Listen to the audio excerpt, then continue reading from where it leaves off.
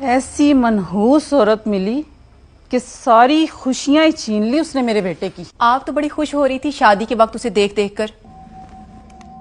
अरे मुझे क्या पता था कि भोली सूरत के पीछे ऐसी डायन होगी। क्या कहा उन्होंने? कुछ नहीं अम्मी, बस वो ये फैसला अब एडीआर के जरिए हल होगा। वो क्या होता है एडीआर?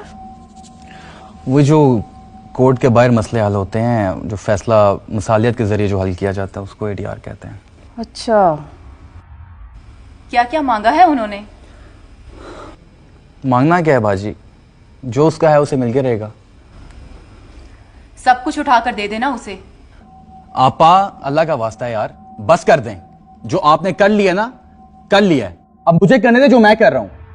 अरे मैंने क्या किया है? बीवी तुमसे संभाली नहीं गई, गुस्सा तुम मुझ पे हो रहे हो। ये गुस्से उसे दिखाने थे जब रात रात भर वो फेसबुक पे लगी रहती थी। बाजी प्लीज, अल्लाह का वास्ता है यार, मैं तंग आ गई हूं रोज रोज की चिक चिक से।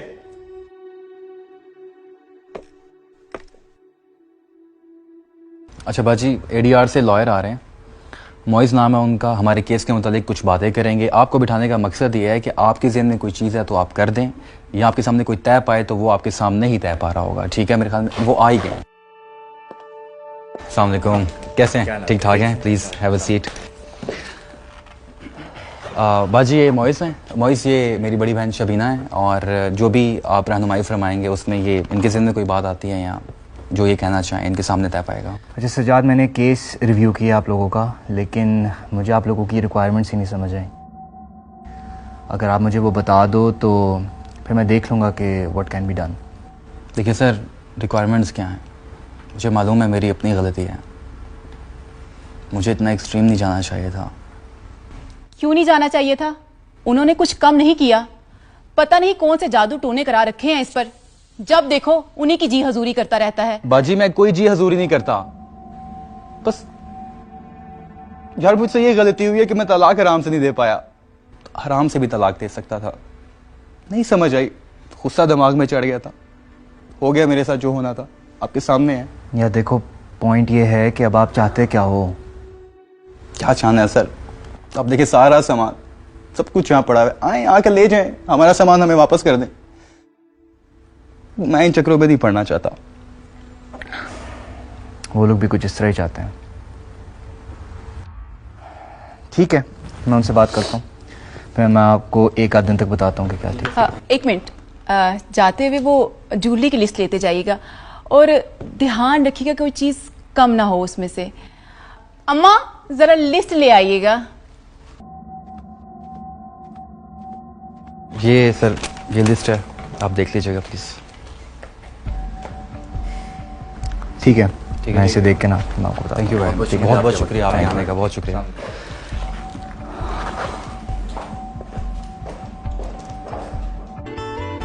मिल जाए बिखरी सी चाहत हमें, कुछ तो मुयस्सर हो राहत हमें। जो कुछ तुमने हमारे साथ किया है ना, कभी भूलूंगा नहीं मैं। यासीन चुप हो जाओ, जब तक मैं ना कहूँ ना मत बोलना। वकील साहब, हम यहाँ मामला ख़त्म करने आए हैं और मैं चाहती हूँ जितनी जल्दी हो सके मामला ख़त्म हो जाए। आखिर मेरी बेटी को भी अपनी ज़िंदगी खुशी से गुजारने का हक है। ना ना ना आंटी, ऐसी बात नहीं है। मैं भी उसकी भलाई चाहता हूँ। देखें, हम दोनों ने मिलकर इस रिश्ते को डबोया, लेकिन एटलीस्ट हम एक दूसरे के लिए आसानियाँ तो पैदा कर सकते हैं ना। ऐसी बात आप हरगिज़ ऐसी बात ना करें, ऐसी बात है ही नहीं है। देखें, हम यहाँ पे इस मामले का हल निकालने के लिए आए हैं, तो अगर आप लोग किसी बात पे मुत्तफिक हो सकें। देखिए सर, सीधी सी बात है, हमारा दिया हुआ जेवर हमें वापस दो। तो हमारे खर्च किए हुए पैसे और हमारा सामान भी वापसी लौटाओ। देखें भाईजान, बात सिर्फ इतनी सी है कि अखराजात जो हैं वो दोनों पार्टीज के हुए हैं। सिर्फ आपका खर्चा नहीं हुआ, खर्चा तो हमारा भी हुआ है। मैं खर्चे की बात कर रहा हूँ, आप क्या बात कर रहे हैं यार? हमने भी खुलूस नियत से शादी का खर्चा किया था, हम यहाँ बातें सुनने नहीं आए। आंटी, मैं आपसे सिर्फ ये अर्ज़ कर रहा हूँ कि मेरी भी नीयत में कोई खोट नहीं थी। मैंने भी खलूस नीयत से किया जो कुछ किया है। मैंने कोई जानबूझ के तो नहीं ये कुछ मामला क्रिएट किया। यहाँ पे मैं भी बैठा हुआ हूँ, हम सब यहाँ पे मौजूद हैं। इसका किरदार सिर्फ मेरा नहीं है, आपकी बेटी का भी उतना ही हाथ है इसमें। देखें, हम इस मामले को यहाँ पे हल करने आए हैं, ना कि इसको बढ़ाने के लिए। मेरी तो आप दोनों फैमिली से ये गुजारिश है कि अगर मैं आरफा और सजाद को अलहदगी में बैठ के उनके साथ ये केस सॉल्व कर सकूँ। दोनों अडल्ट्स हैं, अपना डिसीजन खुद ले सकते हैं। ठीक है, मैं आरफा से फ़ोन पे बात करके आपको बताती हूँ। जी प्लीज़।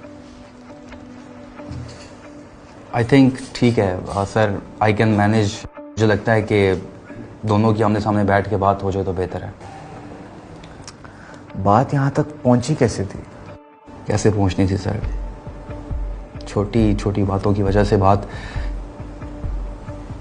इतनी बड़ी हो गई, कुछ समझ नहीं आया। जब दो लोगों के बीच ज़्यादा लोग बात करने वाले आ जाते हैं तो फिर मसले तो आते हैं।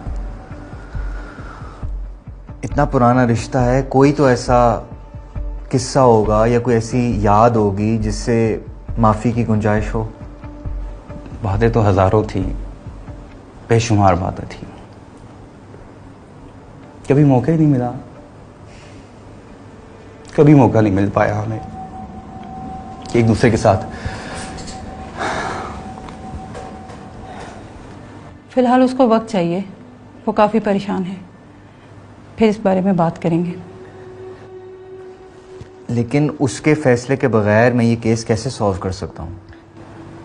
वकील साहब, कोई सलूशन तो टेबल पे रखें। मैं आरफा से बात करूंगी ताकि इस मसले का कोई हल निकले। इतनी सी गुजारिश है मेरी सर कि इस झंझट से मुझे निकालें, इस मसले से मुझे निजात देना है। आपके दिए हुए तोहफों की लिस्ट मिली थी हमें, बाहर गाड़ी में सारे तोहफे पड़े हुए, ले लीजिएगा। जी आंटी, आपकी तरफ से दी गई लिस्ट भी मौसूल हुई थी। आप जब चाहें सामान अपना कलेक्ट करवा सकते हैं। एक चीज़ क्या, हर चीज़ वहाँ पे मौजूद है, वैसे की वैसे, जब चाहें आप आके ले जाएं। रहेगी बात घर की तो मैं उसको भी मैनेज कर लूँगा, आप बेफिक्र रहें। ऐसा कोई मसला नहीं होगा, कोई बात नहीं करेगा आपसे किसी हवाले से भी।